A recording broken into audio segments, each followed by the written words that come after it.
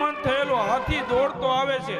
હાથીને થયું કે હમણે જાય અને મારા પગની અંદર આ કાનુડાને કચડી નાખું.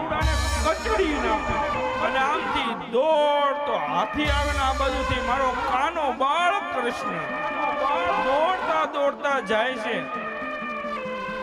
પણ જેવો હાથી એને આમ સૂંઢનો પ્રહાર કરવા જાય, કાનુડો છટકી જાય અને ઈ કુવાલ પીડિયા હાથીની પૂંછડી પકડી હાથીને આમ આકાશમાં ફંગોળે મારો કાનો.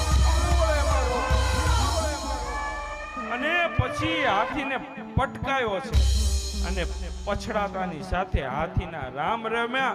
અને કાનુડાએ બાપુ એની સૂંઢ ઉપર આમ પગ મૂક્યો અને તાકાત કરીને હાથીનો વિશાળ શ્વેત દાંતને આમ ખેંચ્યો અને પોતાના ખંભા ઉપર આમ હાથીનો દાંત ધારણ કરી અને એકદમ જાણે વીર રસ દેખાય. બલરામે બીજો હાથ ખેંચી અને આમ